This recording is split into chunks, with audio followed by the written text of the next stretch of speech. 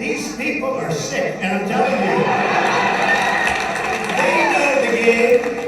They know the game, and they play it dirty, dirtier than anybody's ever played the game. Dirtier than it's ever been played. There is no more important topic than the collapse of downtown Edmonton that is not fixable. No, I'm not putting an email together. I'm making videos. I'm doing something that actually will get results, because emails are just going to get... We're here doing our job. Yeah, you know what? Well, your job should be covering the collapse of downtown Edmonton. There is no more important... I'm not sending emails. I'm right here, face to face. You're the reporter, so you should be reporting on the real story. I'm glad you're doing it. I'm doing my job. Where can we see it? I will forward you. I will hashtag you. City News, right? What is your name? What is your name? Do you want to provide your information? No. Well, I would like to send it to you.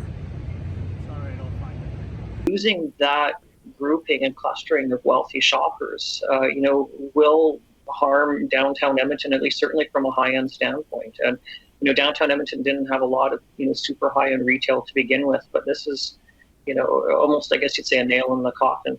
In less than a year, Edmonton's only Holt Renfrew location, located just over my shoulder, Manulife Place downtown, will be no more. The decision to close comes as the chain undergoes a $400 million expansion, focusing on larger stores unlike this one.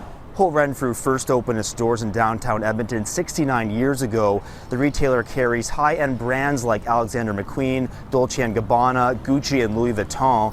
A standalone Louis Vuitton store is opening inside West Edmonton Mall this year, but it's unclear if that factored into the decision to close. A retail expert told Global News downtown Edmonton has seen increasing challenges for retail over the past 30 years, but Mayor Don Iveson says it isn't necessarily indicative of any such problems. Retailers are going to make their own decisions, and so that's really up to them. Retail is changing all around the world. Lots of businesses are making different decisions, so I wouldn't read too much into it. Using that grouping and clustering of wealthy shoppers, will harm downtown Edmonton, at least certainly from a high-end standpoint. And downtown Edmonton didn't have a lot of super high-end retail to begin with, but this is almost, I guess you'd say, a nail in the coffin. Holt Renfrew told Global News in a statement, the decision to close our smallest regional store located in Edmonton was difficult, and we did not take the decision lightly. It continues. In order to execute against our strategy, we determined that our enhanced specialty luxury model requires a larger footprint in any market and significant presence from our key brand partners. Edmonton shoppers have the rest of the year to buy their luxury handbags and other items, but come January 11th, 2020, Holt Renfrew Edmonton is set to close for good. Albert Delatala, Global News. And the retail landscape downtown will be changing again. Luxury retailer Holt Renfrew will be closing January the 11th. The department store has been open in our city since 1950. Its current location is the corner of 102nd Avenue and 101st Street. The company says it wants to focus on its bigger stores. Last year, it announced it was closing its menswear store in Toronto. And the news even got this part of the story incorrect. The Holt Renfrew men's store, located on Bloor Street in Toronto, did not close. It is still open today. Retailers are going to make their own decisions, and so that's really up to them. Retail is changing all around the world. Lots of businesses are making different decisions, so I wouldn't read too much into it. Don Iveson is the current mayor of the city of Edmonton. This is his second term. He was re-elected mayor in 2017 with 73.6% of the vote. He has served on Edmonton City Council since 2007. He is responsible for the absolute destruction of this city by letting retail crumble the way it has and not addressing it as a problem. This man should not be allowed to run a lemonade stand, let alone a city. When 73.6% of the vote went to this man, this indicates that voting should not be a right when people are uneducated and listen to the mainstream media, who, as President Trump says correctly, is the enemy of the people. So what did we learn from this CTV News report? We learned the location of Holt Renfrew, and anybody who lives in the city of Edmonton knows exactly where Holt Renfrew is located. We learned how old it was, and anyone can Google that. We learned that it closed a menswear store in Toronto, which has nothing to do with the destruction and destabilization of our entire downtown core, and how this will result in a domino effect. So how did Global News do on what should be the most important news story for this city ever? Well, they gave it 1 minute and 52 seconds of their time. They interviewed the mayor, if you can even call that an interview, because he was never even asked a single question. Don Iveson couldn't even look into the camera because he knows what he did. Maybe that was the plan all along. They also told us a bunch of random, unnecessary facts, just like CTV did. And when Craig said that you could call this the nail in the coffin, Global didn't even ask him more questions. They didn't take that serious. I mean, how much more serious can it possibly be worded?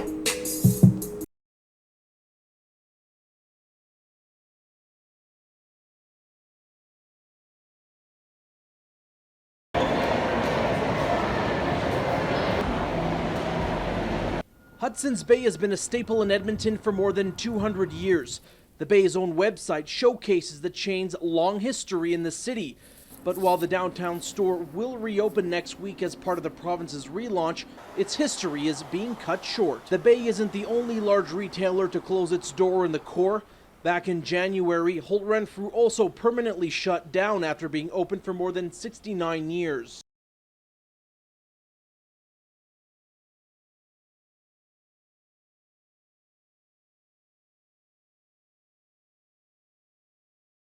It's been a staple for shoppers in the downtown core for close to 50 years, but in a few months, the Bay here at Yonge and Bloor will be closing its doors for the final time. So why is this historic location now closing? In a statement, the company said in part, HBC continually looks at opportunities to optimize its real estate portfolio. Given the unique proximity to the Hudson's Bay Queen Street flagship location in Toronto, Hudson's Bay has made the decision to close its Bloor Street store on May 31st, 2022.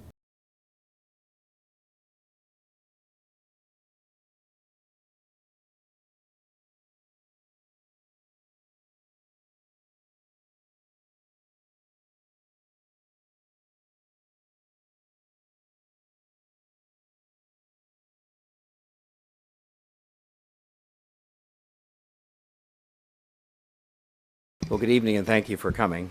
I want to update Torontonians on a difficult personal matter. During the pandemic, I developed a relationship with an employee in my office in a way that did not meet the standards to which I hold myself as mayor and as a family man. The relationship ended by mutual consent earlier this year. I recognize that permitting this relationship to develop was a serious error in judgment on my part. It came at a time when Barb, my wife of 40-plus years, and I were enduring many lengthy periods apart while I carried out my responsibilities during the pandemic. As a result, I've decided that I will step down as mayor so that I can take the time to reflect on my mistakes and to do the work of rebuilding the trust of my family. It's really iconic.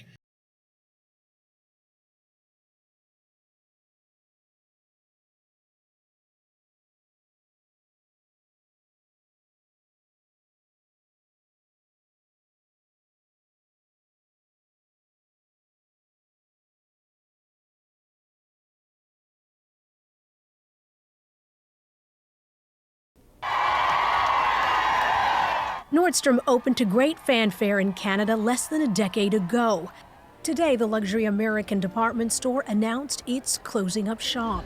It says its Canadian website will cease operations end of day Thursday, and all 13 Nordstrom and Nordstrom Rack stores will soon follow suit.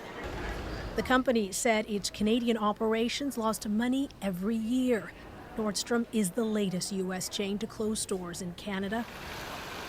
Target left in 2015, while Bed Bath & Beyond is now shutting dozens of Canadian locations.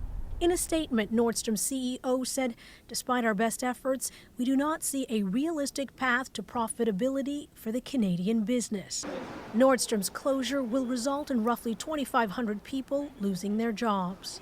Idil Musa, CBC News, Toronto.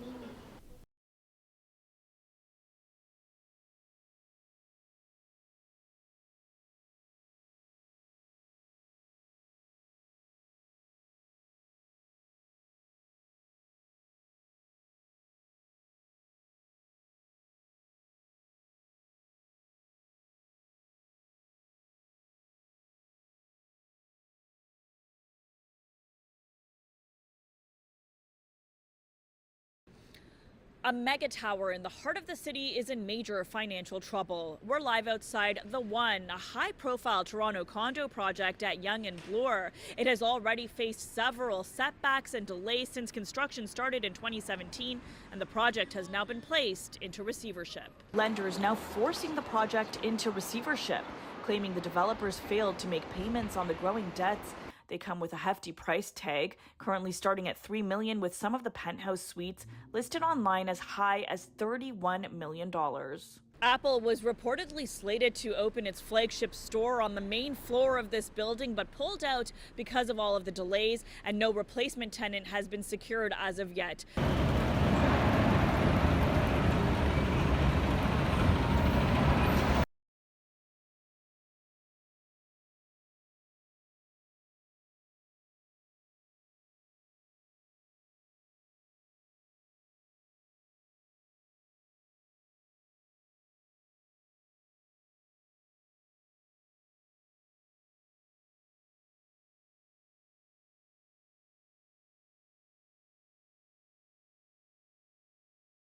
Having considered what I believe to be the best interests of our party, our caucus, as well as my own preferences, I'm here today to announce that I will not be leading Alberta's NDP into the next election.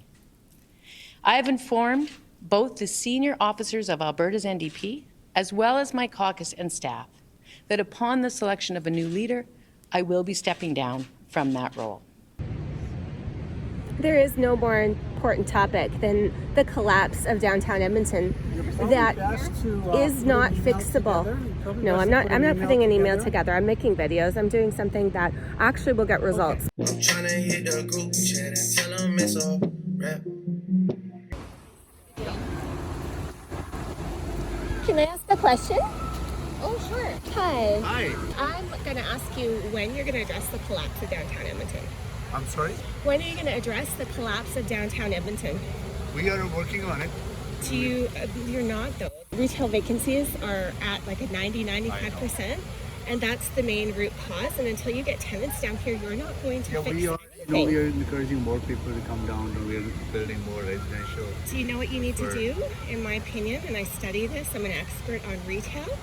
You need to force the landlords of all of those malls. That includes Oxford Properties, who ran away. That includes Aimco.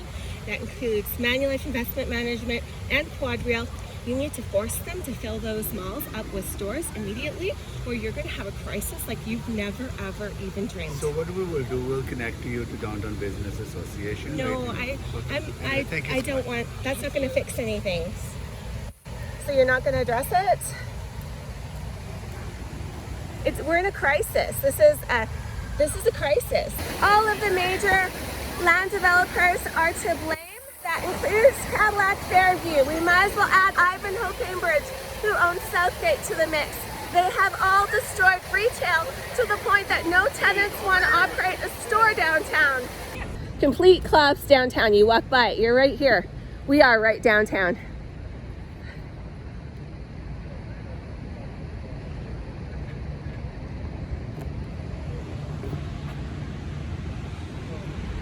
So there you have it. That is City News. They ran away. Nobody wants to report on the collapse of downtown Edmonton.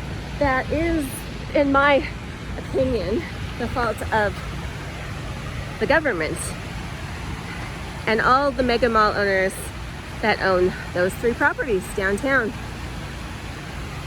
Manulife Place, Commerce Place, City Centre Mall, and the towers that are connecting them. Oxford Properties, who ran away. Everybody's running away. No one wants to talk on this topic, and that needs to change, and I'm here to make that change. I'm Dana, reporting from City Hall, what your mainstream media refuses to report on.